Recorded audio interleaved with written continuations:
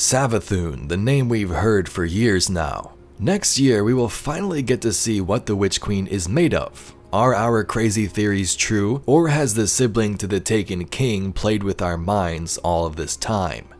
Today we will analyze a new lore entry which discusses Savathun's worm, and also speculate on how she may turn out to be friendly. Let's get into it. Their leaders belong to you. The rest await extermination. No. Gather them. I will take them all.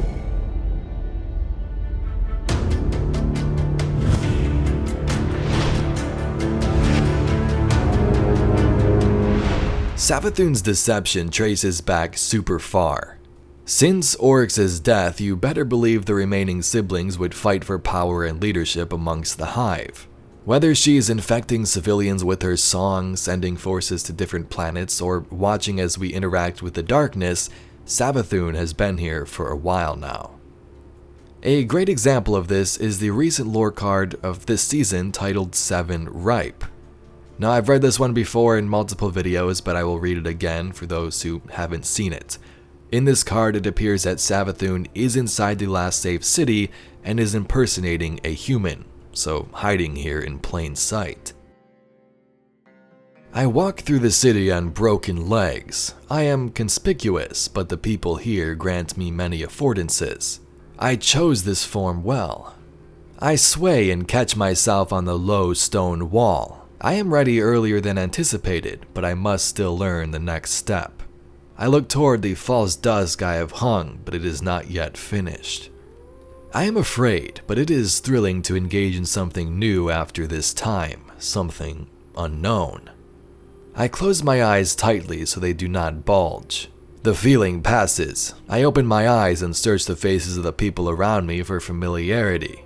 I did not mean to. I twitch inwardly with disgust.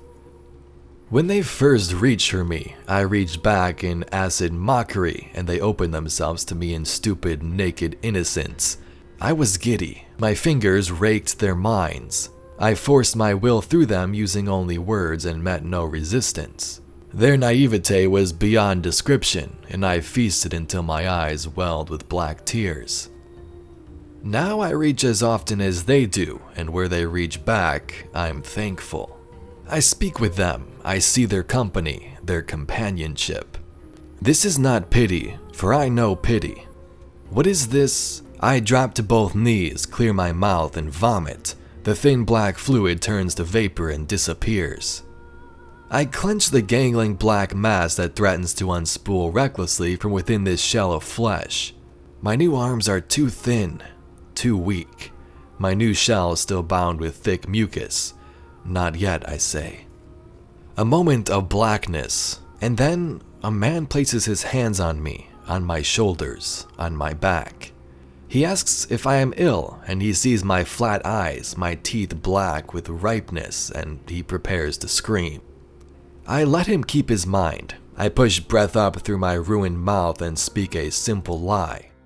He stops, smiles, laughs, and shakes his head. He points a finger at me in mocking admonishment before walking away.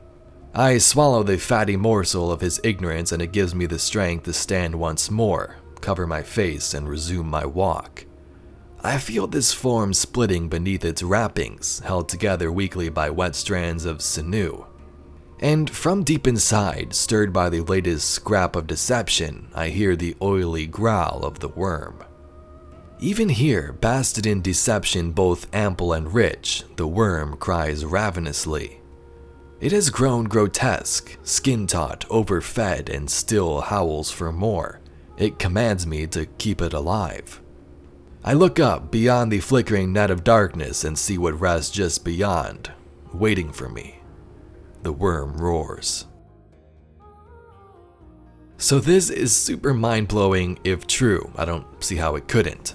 So, not sure how Savathun could accomplish this. Perhaps there's an Ahamkar or Riven assisted her in taking this form, but regardless, if it's true, it's huge. Over the weeks, we've seen her corruption building up, the endless night, Crow and the future war cults singing her song, and so on. Have you heard the song of the people? echoing through the city. Rise up as one, march toward the sun. We've been waiting for her arrival for some time when in fact she could already be here conducting her plan right in front of our face. So the question is then, what's her plan? In that lore card, she explained that even here in this city, in this new body of deception, the worm still wants more.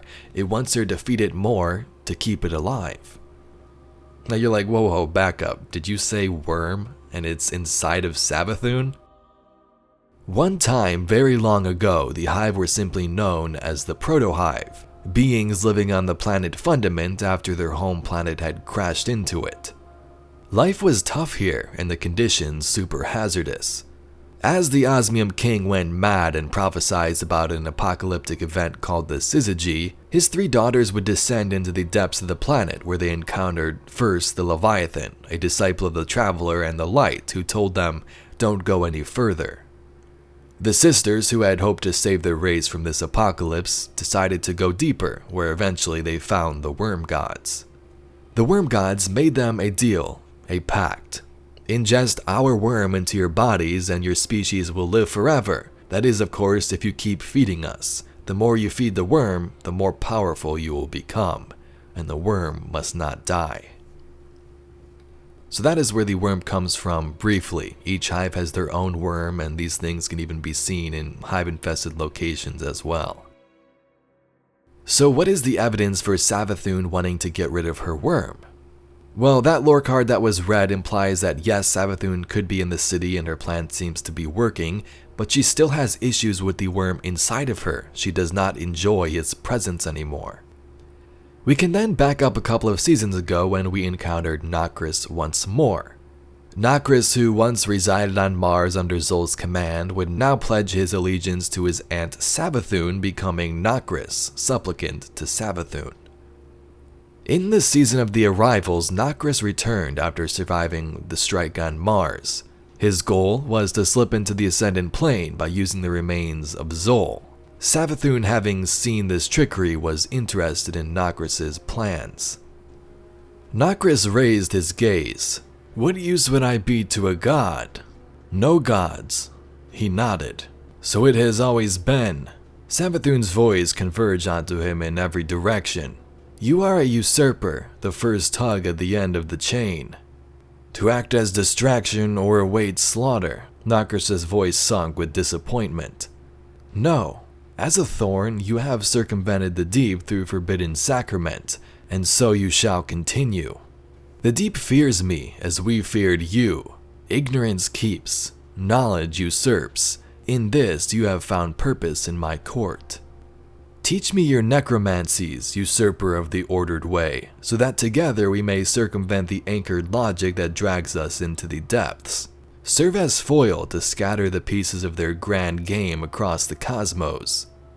As Zol did for my heart, I offer a trade, knowledge for knowledge. Grant me sight into the dreaming mind's talent, and I will teach what you ask." So we can see that Savathun clearly has this plan to get rid of her worm. She doesn't want to rely on these false idols any longer and wants Nokris to help her. Nokris, Oryx's son, is a necromancer, so he has the powers of resurrection and knowledge from the dead, something that Savathun could very much use. Now this is a perfect story if you ask me, not only for Savathun but also for Nokris. From back in Destiny 1, we know that Oryx hated Nokris. In the Dreadnought, he removed his name from the Hive records in the world's grave. It only mentioned Crota and not him. The marking suggests this is a Hive god, but I don't recognize the symbol. Nothing in the world's grave file either. The name is Nokris. So then Nokris left and worked with Zol, and now with Oryx dead, he could gain enough power to prove his father wrong. Pretty cool. Let's next talk about Witch Queen and a big theory. If Savathun wants to get rid of her worm, would she be friendly, or would she simply use humanity as a stepping stone to achieve her goal? She's wrapped her claws around us with this deception and her song, so it could be a form of blackmail or something like that. If Savathun does appear more friendly, and I use that word pretty loosely, she may not turn out to be this big threat for the expansion Witch Queen after all. Which then brings up the question, how would she get rid of a worm without taking down the worm gods themselves, right? She may have some other plan, like she was trying to enter the distributary and things like that, but I can definitely see a battle with a massive worm much bigger than Zol taking place. So if that's true and we're speculating, which worm gods are left? Now there are 5 worm gods in total. Here they are. Zol the weakest was defeated, mostly, and then Akka was slain by Oryx. Its body was used to construct the Dreadnought. That leaves the last 3 remaining here. First there's Yol. Yol was the one who spoke to Oryx and his sisters when they made their pact. Yol was said to have wanted to consume Zol to acquire its power because Zol was the weakest. This is why Zol fled with Nokris to Mars. We don't know much about Eir other than it's, well, the keeper of order. When Crota was messing around and opened that portal which let the Vex into our universe, Eir basically slapped Oryx on the wrist and told him to put an end to it and keep his children in line. And lastly there's Ur, the Everhunger. This one we know even less on, but it looks like it made a deal with Savathun, and that lore card we mentioned earlier mentioned this worm god. Here's where things get interesting. In the thank you lore entry from the Truth to Power book, we see Savathun's plan even deeper. This card is a little longer one, but you'll definitely want to hear what's going on. Now I have tried to put an ascendant in orbit of a black hole while its spawn gather the tribute of an eon. But the worm is not satisfied, for it sees the trick. What I must do is amplify the speed at which tribute is gathered. A pocket world where time passes quickly would do well, or a world where time is a torus and infinite violence might be gathered. With such a murder battery, I could become a being of supreme insight. The thrall indicated it was confused but not lost. With this tribute, I shall undertake a mighty work, a real humdinger of a scheme. I'm going to move from an existential economy based on the accumulation of violence to an existential economy based on the accumulation of secrets and the tribute of failing to understand me. I shall name this tribute of failing to understand me Imbaru, for it shall be as formless as the mist. The thrall held up its claws as if to say, please slow down. Now spoke Savathun, Scheme Mother. In the beginning, Yol said to me, Savathun, you may never abandon cunning. If you do, your worm shall devour you. Cunning is the use of thought to predict the function of a system.